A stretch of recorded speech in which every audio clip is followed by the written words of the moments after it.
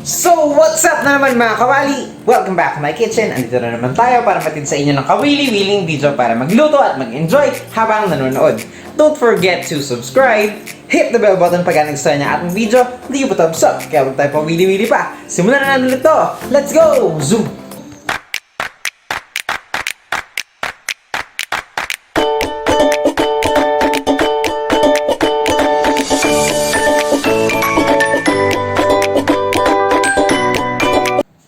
So for today's recipe, gagawa tayo ng chicken nuggets with barbecue sauce.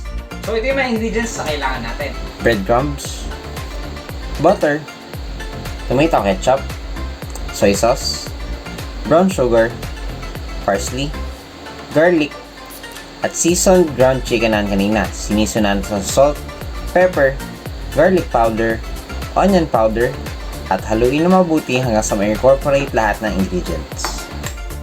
So simulan na natin. So unang step is i-bread natin yung ating ground na chicken. So kumuha lang tayo ng 1 tablespoon ng chicken natin. So ito yung magsisilbing sukatan natin. So kumuha lang tayo. Tapos ilagay natin sa ating breadcrumbs. So press down natin ito maigi.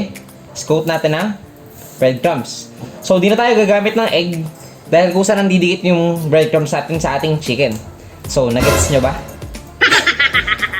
So ayan. Coated na yung ating chicken. Press down natin maigi sa ating breadcrumbs. Then shake off natin yung excess. Tapos pwede nyo siyang i-shape kahit anong gusto nyo. Tapos gumawa pa tayo ng ilan.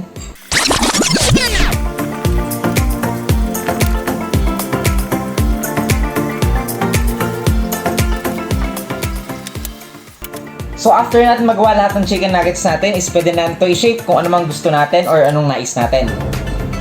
Kaibigan, naiisip mo ba yung naiisip ko?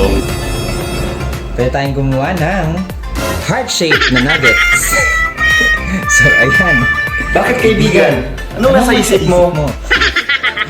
So, ayan. Pwede natin ito i-chill sa fridge for 30 minutes para mag-set na siya.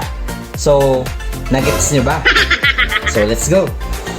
So, after 30 minutes is na-chill na natin yung ating chicken nuggets. So, dito naman is meron tayong pot na may mantika na preheated na. So, para ma-check natin if mainit na to is mag-sprinkle tayo ng breadcrumbs sa mantika. So, pagka nagbubbles na, ayan no. So, ibig sabihin yan is mainit na. So, nuggets nyo ba? So, ayan. Okay na. So, ilagay na natin yung ating chicken nuggets. So, for at a time lang ang paglalagay. Para hindi ma-overcrowd yung ating pan.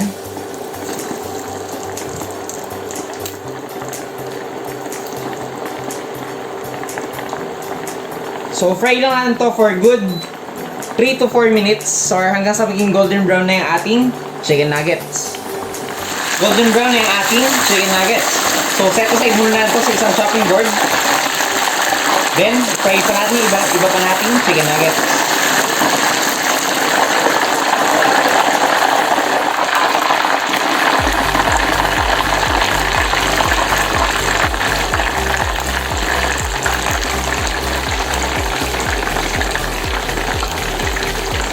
So, continue lang natin lutuin ulit for another 3 minutes hanggang sa maging golden brown na. So, ayan. Golden brown na rin yung ating second batch na chicken nuggets. So, pwede na natin ito i-set aside ulit dito sa ating chopping board. Then, gawin na natin yung ating special barbecue sauce. So, let's go! So, next dito sa ating preheated na pan is maglagay tayo ng oil para hindi masunog yung ating butter. So, nuggets ba? Siyempre, sunod na natin yung ating butter.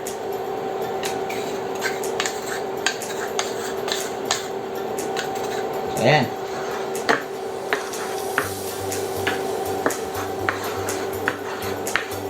So, melt lang natin yan. Then, sunod na natin isaute yung ating garlic. So, sautein natin ito hanggang maging fragrant na.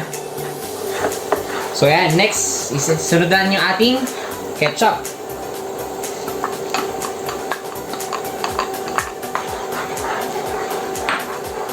Then, konting sugar.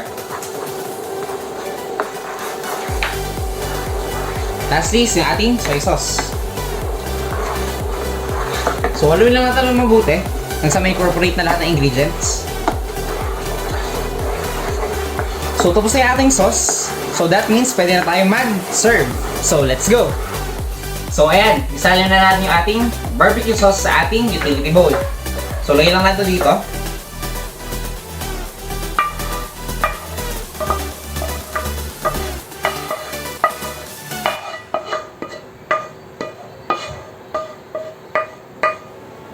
So ayan. So place lang natin dito sa ating chopping board. Tapos meron tayong kaninang hiniwang nuggets. So place din natin siya dito sa unahan.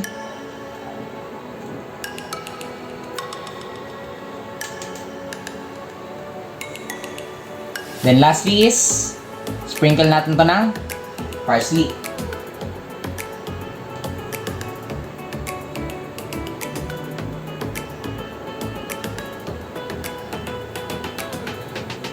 And there you have it. Sana nagustuhan nyo ating new recipe for today, guys. Subscribe lang kayo